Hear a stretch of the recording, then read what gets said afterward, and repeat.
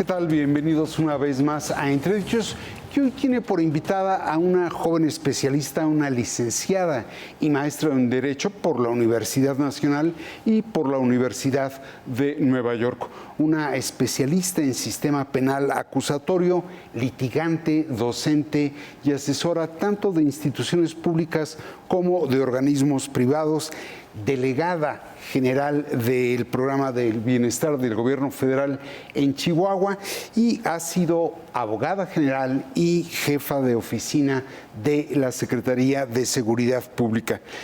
Actualmente es comisionada de operación sanitaria en la Comisión Federal para la Prevención de Riesgos Sanitarios. Fue candidata a ocupar la Consejería Presidencia del Instituto Nacional Electoral, razón por la cual es que le invitamos. Se trata de Berta Luján, a quien le agradezco mucho y le doy la más cordial bienvenida.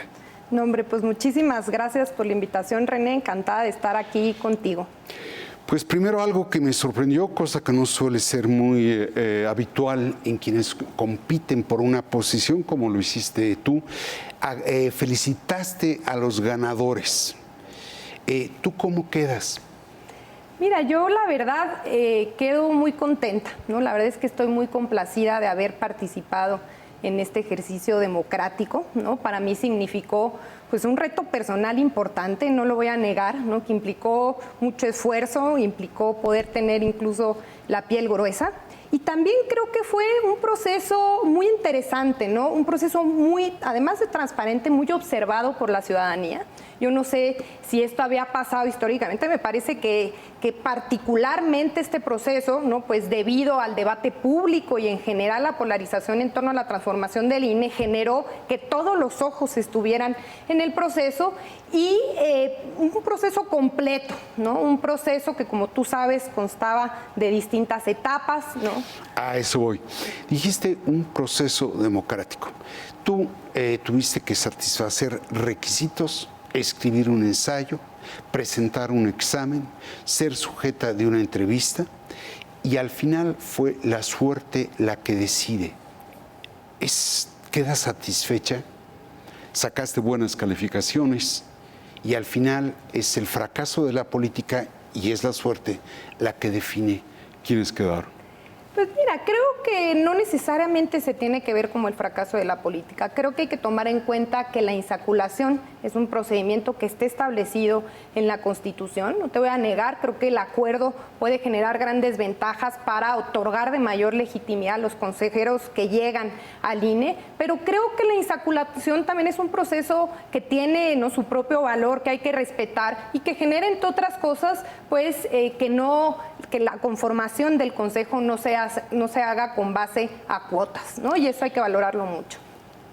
Eso me parece correcto. Se acaba con el sistema de cuotas y de cuates, pero al final es una tómbola la que decide. Así es una tómbola, pero no hay que olvidar que es una tómbola, ¿no?, que viene después de un proceso, como tú lo dijiste, de diversas etapas, ¿no?, de muchos filtros, no tanto lo que tiene que ver con el ensayo, la entrevista, en donde la gente se puede dar cuenta de quiénes son los contendientes, cuáles son sus criterios, de un comité técnico que evalúa a partir de un examen, ¿no?, y de las diversas etapas. Entonces ya viene realmente muy consolidadas las quintetas que se insaculan, ¿no?, en un último momento, y por eso creo que no necesariamente se tiene que ver como una debilidad. Primero, en tu opinión, ¿sí queda legitimado los nuevos consejeros? Sí, yo creo que quedan legitimados por el proceso que vivieron, ¿no? Y que fue muy transparente, de nuevo, ¿no? Ahí están las entrevistas, ahí están los exámenes, ahí están los ensayos, ¿no? Creo que la conformación de este comité, que me parece, ¿no?, que más bien de este comité, los consejeros, de los nuevos consejeros, que quedó bastante equilibrada, ¿no? Al final me parece que son personas técnicas, profesionales, ¿no?, que han demostrado durante el proceso que pueden hacer muy buen papel. En el curso de tu participación fuiste señalada, por no decir acusada, de tener una hermana secretaria de Estado y una madre como una destacada militante de Morena. Déjame traer a la pantalla lo que dijiste. Claro. No puedo desconocer que mi hermana es secretaria de Trabajo, que mi madre ha trabajado ya por varios años con el partido Morena, ¿no? Pues son mujeres a las que obviamente quiero, admiro mucho, pero realmente yo desde el inicio de mi carrera tomé un rumbo distinto a ellas, ¿no? Yo realmente nunca he militado de manera activa en ningún partido político, ¿no? Yo nunca he contendido por un cargo de elección popular, ¿no? Y realmente yo me he dedicado más bien a temas, ¿no?, de análisis jurídico, justo temas penales, ¿no?, temas constitucionales, temas de distinto tipo, pero más bien, ¿no?, hacia ese ámbito, trabajando en las instituciones, ¿no?, y por las instituciones. Y terminaré diciendo, como le decía, y lo digo honestamente, pues estoy convencida de la importancia de la democracia y la importancia de tener un árbitro imparcial, ¿no? Creo que si no tenemos un árbitro imparcial, se debilita el Estado, la estabilidad del Estado, y lo digo abiertamente, a mí nunca me gustaría jugar un papel, ¿no?, en la historia de esa naturaleza. Ahí está lo que dices. Empiezo por el lado familiar. ¿Qué piensas del hecho, o la manía, me atrevería a decir, de estar señalando vínculos familiares para descalificar a quienes pretenden tener su propio desarrollo? Honestamente, René, me parece desafortunado, ¿no? Me parece desafortunado que el único elemento, creo que se pueden valorar varios elementos en contexto y se puede mencionar abiertamente quién es una persona, quién es su familia, en dónde ha trabajado, pero que se utilice como único elemento de descalificación, me parece honestamente de nuevo muy desafortunado. Creo que no, las personas deben ser valoradas no solo por sus relaciones familiares, sino por su trayectoria, ¿no? Y me parece que en este caso no necesariamente sucedió, ¿no? Desde un inicio, ¿no?, que salió la lista de contendientes, el ataque fue directo a mi persona, relacionado justo con las relaciones familiares, y creo que hay que tomar en cuenta, por ejemplo, ¿no?, el doctor López Ayón emitió un voto particular muy interesante relacionado justo con el análisis de si se puede o no descalificar a alguien solo por sus relaciones familiares y cómo esto incluso puede ser, no tomado en cuenta como puede ser violatorio de derechos, no puede ser discriminación, ya que es una discriminación relacionada con el derecho que tenemos todos de ejercer cargos públicos. ¿Cuál es la frontera entre nepotismo y derecho a un desarrollo personal? Creo que esa es una pregunta muy importante, ¿no? Cuando hablamos de nepotismo, primero hay que tomar en cuenta quiénes están tomando las decisiones, ¿no?, para que un cargo se ejerza, ¿no? Se habla de nepotismo cuando, por ejemplo, si mi padre es aquel que va a tomar la decisión sobre si voy a ser o no consejera, mi madre, mi hermana, no era ni mucho menos el caso. Me parece, en este caso, entonces, no se trata de nepotismo, y me parece que es falso considerar, pues, que todos somos, digamos, políticamente impolutos y que no tenemos familiares y relaciones, sobre todo, ¿no?, las personas, ¿no?, que tienen familia, que han sido activistas, que han estado de una u otra forma en la política. Es natural, ¿no?, encontrar, y este no es el único caso, que haya relaciones familiares, ¿no?, con uno u otra fuerza política. Al final de tu intervención, en la entrevista que tuviste con el Comité Técnico de Evaluación, destacas la importancia de que el árbitro electoral sea imparcial. Primera pregunta, ¿crees que Lorenzo Córdoba cumplió con ese cometido? Pues mira, me parece que sobre todo, ¿no?, en la última etapa no necesariamente se vio como un órgano, como una persona, ¿no?, o un presidente, ¿no?, imparcial. Creo que es también muy importante no nada más cómo actuamos, sino la imagen que generamos hacia afuera, ¿no? Me parece que Lorenzo en los últimos meses, sobre todo, se veía más como un actor, ¿no?, político, un actor dentro de la contienda, más que un árbitro imparcial, ¿no?, incluso asociado más con los partidos y con el movimiento de oposición. Creo que para eso es muy importante cuidar los protagonismos, cuidar las expresiones que hacemos, ¿no?, y valorar la importancia de que el órgano sea visto por toda la ciudadanía como un órgano imparcial. Ayer asumió Tadei como la nueva presidenta del Consejo. En tu opinión, ¿satisface esa condición de imparcialidad? Yo creo que sí, René, ¿no? Y creo que desafortunadamente ella está siendo objeto de críticas por las mismas razones que yo, en mi caso. Y creo que no es lo único que se tiene que valorar, no, de nuevo. ¿No? Ella tiene una trayectoria, ¿no? Ella fue presidenta del Instituto Electoral en Sonora, ¿no? En esta administración. Y creo que todo lo que ha hecho es lo primero que se tiene que valorar y sobre todo las acciones a futuro. Creo que habrá tiempo de probarse. Desafortunadamente, en mi caso, ¿no? Eso no va a poder pasar. Esa es una de las pequeñas frustraciones con las que me quedo, ¿no? Pero ella va a poder probar con la elección de su equipo, con las decisiones que se tomen, ¿no? Que es al final una persona imparcial y que valora la importancia del instituto. En tu opinión, en el marco de la polarización, ¿se está haciendo un abuso del hecho de señalar vínculos familiares para descalificar? Totalmente, se está abusando, ¿no? De esa descalificación. Creo que ya hay antecedentes en el pasado de consejeras, de consejeros que tienen relaciones con partidos políticos, que tienen relaciones familiares con personas en el poder, incluso en primera línea, ¿no? Y que esto de nuevo no puede ser el único objeto para desvalorar, ¿no? A alguien. Eso es discriminación, abiertamente. Ahora, se decía, bueno, estaba el plan A, que era la reforma del régimen político electoral constitucional. Estaba el plan B, que es el que está suspendido, la reforma solo electoral a nivel reglamentario. Y se hablaba del plan C, no el que ahora se refiere el presidente, sino aquel que se llevaría a cabo sobre la base de la colonización del Instituto Nacional Electoral. ¿Queda colonizado por la 4T el INE en su consejo?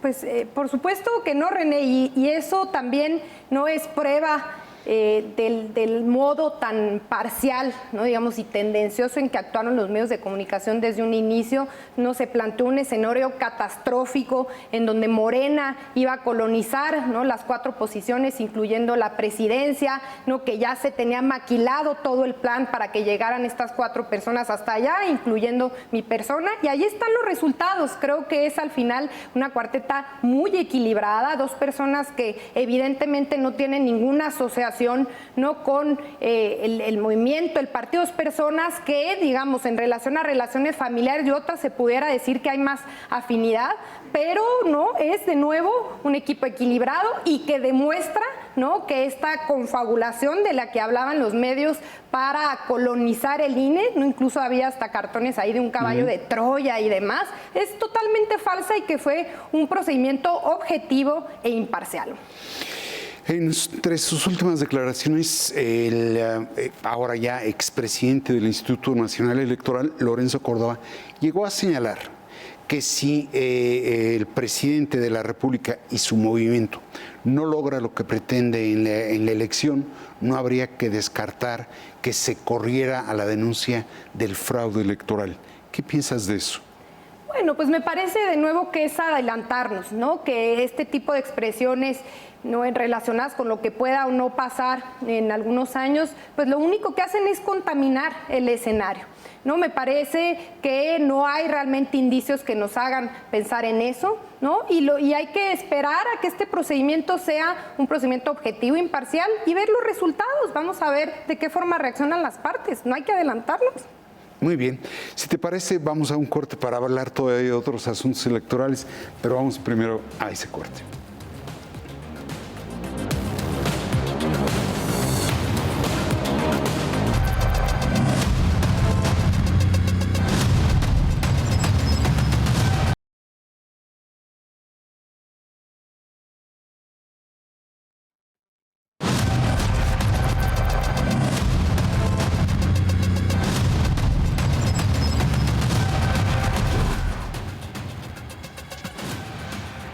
Pues estamos ya de vuelta con Berta Alcalde Luján, exaspirante a la presidencia del Instituto Nacional Electoral. ¿Cómo ves y qué esperas del nuevo consejo del instituto que ya ayer entró en funciones? Pues mira, creo que el nuevo consejo, ¿no? La conformación del nuevo consejo va a tener retos muy interesantes, ¿no? El primero de ellos, designar no nada más al secretario ejecutivo, sino en general aquellos cargos que están ahora vacantes. Eso va a ser uno de los retos más importantes que va a tener la presidenta. Se tiene que buscar un perfil profesional, imparcial, honesto, que conozca sí las instituciones electorales, pero que también tenga una visión transformadora.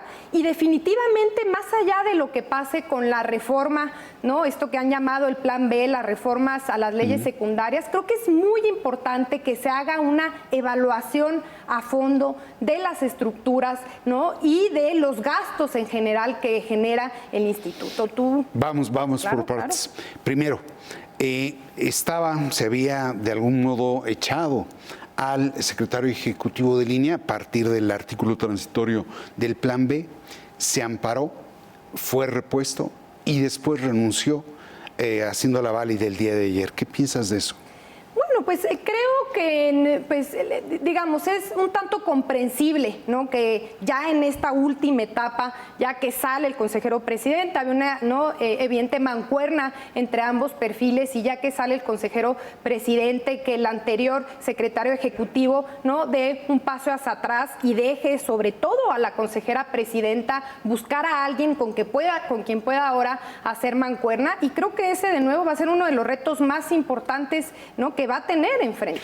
O sea, ¿ves correcto el hecho de que aun cuando reivindicó su derecho a permanecer, al final haya presentado la renuncia Edmundo Jacobo? Sí, la verdad es que sí, ¿no? Me parece que es un gesto positivo, ¿no? Que permita que desde un principio no haya confrontación con el nuevo equipo, con la nueva presidenta, que ella tome decisiones respecto al equipo que se va a conformar, que no es de ella, ¿no? Y eso es muy importante tomarlo en cuenta. El secretario ejecutivo se elige por 8 votos del Consejo, y también por eso va a ser un reto complejo lograr generar consensos, ¿no? Con la actual conformación del instituto, lo cual no va a ser fácil.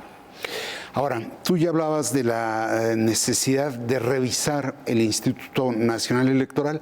Déjame proyectar algo que dijiste sobre las fortalezas del órgano electoral. Claro. Valoro mucho los avances que ha habido, ¿no? En torno a la consolidación de la democracia y las grandes fortalezas que tiene el INE, ¿no? Creo que una de sus grandes fortalezas es justamente pues la riqueza profesional, humana, técnica, ¿no? Que hay dentro de este instituto. Yo estoy convencida, ¿no? De que debemos conservar esas grandes fortalezas, pero creo también que no hay que desconocer, ¿no? Que ha habido críticas ya por muchos años, no nada más por este gobierno, sobre los grandes costos de funcionamiento del instituto, no nada más del instituto, en general del sistema, ¿no? Electoral. Tenemos uno de los sistemas electorales más caros del mundo. Pues ahí está el señalamiento. Dices que tenemos no el instituto, sino un sistema electoral de los más caros en el mundo. Pero visto que está suspendido el Plan B, pareciera ser que el INE se va a quedar como está. No necesariamente, René, y creo que es una de las cosas que debería de priorizar el nuevo Consejo, ¿no? No nada más para lograr ahorros importantes, sino también para dotarlo de legitimidad, que creo que eso es fundamental, ¿no? Frente a la ciudadanía. No me parece que más allá, como lo planteaba hace un momento, de la reforma, del futuro de la reforma, es fundamental hacer un diagnóstico serio sobre las estructuras del instituto, ¿no? Un diagnóstico para lograr generar recortes de gastos. Ahí hay ejemplos muy concretos, no sé, los salarios, por ejemplo, ¿no? Que se pueden recortar ya desde ahora, los salarios, ¿no? de aquellas personas que ganan más que el presidente, en contradicción a una disposición literal en la Constitución. Otro tema es el tema de las liquidaciones, que ha sido muy criticado. Creo que es otra de las cosas que se pudiera cambiar sin necesidad de reformar la ley, ¿no? ¿Por qué reformar las liquidaciones? Hay que tomar en cuenta que actualmente, ¿no? Con lo que cuentan el Consejo es primero un esquema de seguros de separación individualizada, ¿no? Que lo que genera es que el instituto tiene que ponerse un 10%, ¿no? De todo el salario que obtuvieron los consejeros o el personal durante todo su encargo. Este sistema de seguros de separación individualizada se generó en su momento para servidores públicos para sustituir las liquidaciones que no existían realmente en el sector público, liquidaciones que funcionan para aquellos trabajadores que son despedidos. ¿Cuál es el tema? Ahora tenemos seguros de separación individualizada más liquidaciones, ¿no? Es decir, 3 meses de salario más 20 días por año, lo cual está establecido en la Ley Federal de Trabajo para trabajadores despedidos, lo cual no es el caso, y tenemos esta, digamos, duplicidad, lo que genera, ¿no?, en liquidaciones muy importantes que han sido críticas. Y eso son las cosas que se tienen que revisar. No se requieren realmente reformas legales. Y no se diga la revisión de la estructura, ¿no?, que eso se puede hacer sin necesidad de nuevo de reformar ni la Constitución ni la ley. A ver, pero se están yendo sobre las molduras y no sobre la carrocería ni el motor. En el primer trienio del sexenio trataron de bajar las prerrogativas de los partidos políticos, que es el gasto mayor, superior y desproporcionado del sistema electoral. En tu opinión, ¿se equivocó el presidente en el tiempo, el modo y el tono de la reforma constitucional que pretendía?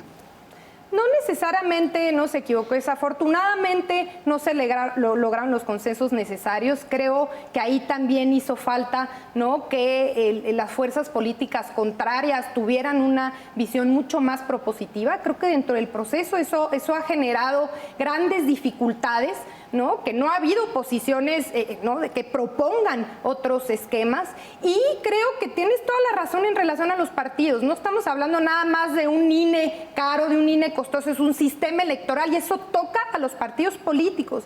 Y creo que te lo voy a decir abiertamente, ¿no? Una de las cosas que a mí me hubiera gustado ver, por ejemplo, en el Plan B, es que se tocara el presupuesto de los partidos, ¿no?, en relación a las elecciones locales, ¿no? Lo que tiene que ver con elecciones nacionales está en la Constitución, se trató de tocar con la reforma constitucional y no se logró. Pero también los partidos reciben presupuesto por elecciones locales, ¿no?, lo cual, ¿no?, cada uno de las entidades federativas regula. Es una de las cosas que sí se pudo tocar ahora con la reforma. A ver si te estoy entendiendo bien.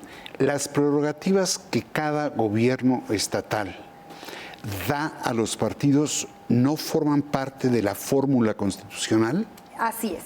Únicamente lo que tiene que ver con prerrogativas ordinarias de partidos nacionales, sí, y lo que tiene que ver con procesos nacionales. Pero a nivel local sí se pudieron hacer cambios y son de las cosas pendientes que creo que valdría la pena analizar a futuro. ¿A futuro? ¿Qué futuro? En un futuro cercano, ¿no? ¿En este sexenio? Pues probablemente, hay que ver, ¿no?, si hay la posibilidad de que se hagan estos cambios. Creo que ya los tiempos están muy cortos, vienen ya los, ¿no?, procesos electorales este mismo año, pero definitivamente es un pendiente. Y de nuevo, recordar que en estos casos no necesariamente se tiene que tocar la Constitución, se puede hacer mediante reformas, ¿no?, de pero carácter fíjate, decías legal, que no había habido consensos para llevar a cabo la reforma constitucional. Yo más bien creo que hay dos reformas que dejó ir el presidente de la República que tendría que haber hecho al inicio de su sexenio, no al final.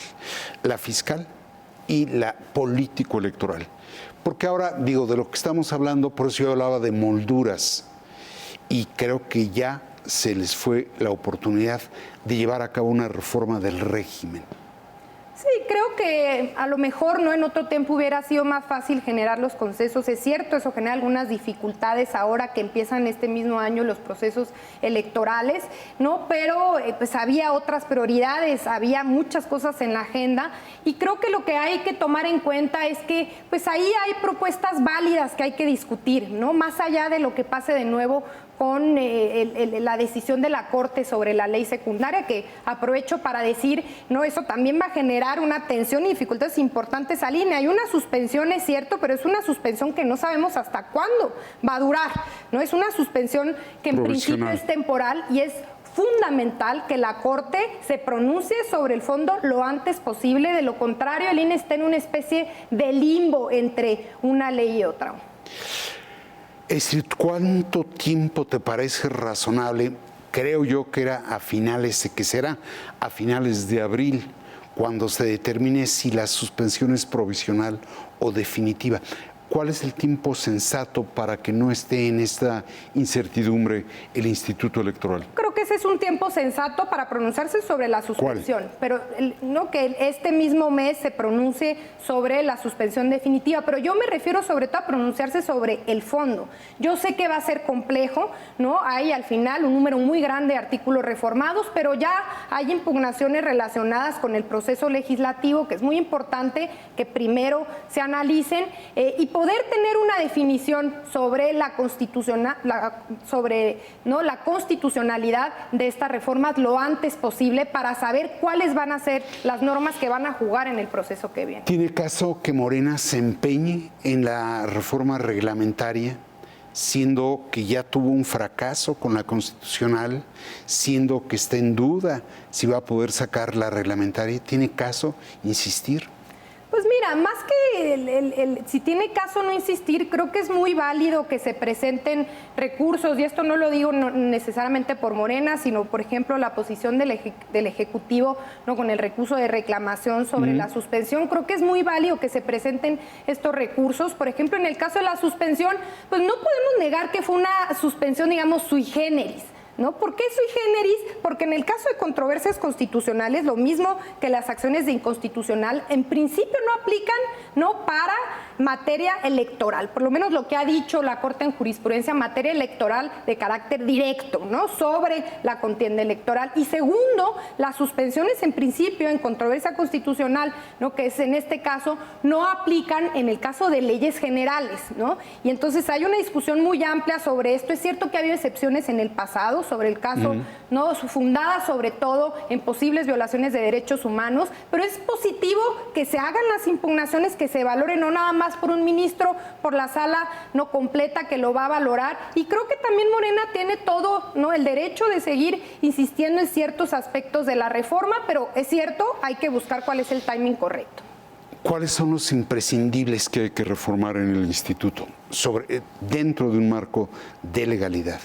Bueno, ya lo mencionábamos, ¿no?, hace un momento. Creo que los imprescindibles tienen que ver con ver de qué forma se pueden adelgazar las estructuras del INE. El INE cuenta con una estructura aproximadamente de 17,500 personas. De ahí se ha dicho mucho, bueno, el servicio profesional electoral, sí, pero el servicio profesional electoral, ¿no?, es un poco menor a 3,000 personas, ¿no? Están también, se ha defendido la estructura, ahí están los módulos de atención en donde uno puede sacar sus credenciales. Ahí entiendo que hay aproximadamente 6,000 personas. Hay que ver dónde están, ¿no?, los alrededor de 9,000 personas adicionales. Hay que hacer una reestructura, y ahí esta frase es muy importante, ¿no?, más que con martillo, con cincel. Y eso sí estoy totalmente de acuerdo, y eso requiere de un diagnóstico muy objetivo, ¿no?, que va a ser uno de los principales retos que tiene este nuevo Consejo conformado.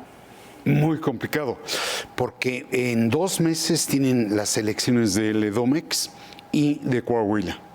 Y dependiendo de lo que ocurra con el Plan B, arranca el proceso electoral federal, o en septiembre o en noviembre, ¿no? ¿Correcto? Son las fechas, ¿no? Sí, exactamente. ¿Tiene tiempo para, además de eso, revisar la estructura? No, me parece que se tiene que hacer, ¿no?, un esfuerzo, que se tiene que llevar, ¿no?, a la par. Es cierto que hay que priorizar, ¿no? Hay que ver con qué cosas debemos de empezar. Hay cosas que vamos a tener que dejar después del periodo electoral, ¿no?, una revisión mucho más a fondo después del periodo, pero no hay que tomar en cuenta de nuevo que todavía no sabemos qué es lo que va a pasar con esta ley secundaria, que tenemos que estar preparados para cualquier escenario, ¿no? Y eso es fundamental que lo tome en cuenta el instituto, y que creo también que hacer ciertos cambios pudiera despresurizar, ¿no?, la presión que hay en torno, ¿no?, de nuevo a los costos del instituto, que fue uno de los principales objetivos, ¿no?, o intereses de esta reforma que han llamado Plan B. 2 últimas preguntas. ¿Cómo ves venir el proceso 2024 en la circunstancia en la que está el instituto? Creo que va a ser un proceso complejo, ¿no? Muy complejo, más allá de que va a ser, ¿no?, la elección más grande, y así lo vamos diciendo, ¿no?, elección por elección más grande que se ha vivido en este país. Va a haber retos muy importantes que tienen que ver no nada más con lo que ya hemos hablado de la reforma, sino el tema de seguridad. Sigue siendo un pendiente muy difícil, ¿no?, de seguridad pública relacionada con las elecciones, no nada más en las contiendas, sino relacionadas con candidatos y precandidatos, ¿no? Eso hay que tomarlo en cuenta. Sigue habiendo vicios que no hemos logrado erradicar y se necesita hacer un esfuerzo importantísimo relacionado con esto para la compra, para la coacción del voto, prácticas que seguimos viendo desafortunadamente en todos los niveles, ¿no? Y también retos históricos que se tienen que atender, que tienen que ver con el abstencionismo, sobre todo en el sector más joven, en el sector más grande, ¿no? Además, de nuevo, de los retos coyunturales en torno a la discusión sobre el instituto y a la polarización no política que vimos hoy en día. La última pregunta, ¿qué sigue para ti, ya que no fuiste consejera presidente? Mira, pues a mí me toca seguir trabajando, ¿no?, en la COFEPRIS, y la verdad es que estoy yo ahí muy contenta. Y hay un equipo excelente de profesionales, estamos haciendo cosas no muy positivas relacionadas con la falsificación de medicamentos, los productos de engaño, el combate a clínicas quirúrgicas clandestinas, ¿no? Hemos hecho muy buen equipo con el doctor Sbarch, entonces yo seguiré aportando, ¿no?, desde esa trinchera la transformación de este país, que es lo que más me interesa. Muy bien, pues ahí tiene usted, Berta Alcalde, te agradezco mucho. No, hombre, todo lo contrario, René. Mil gracias por la invitación.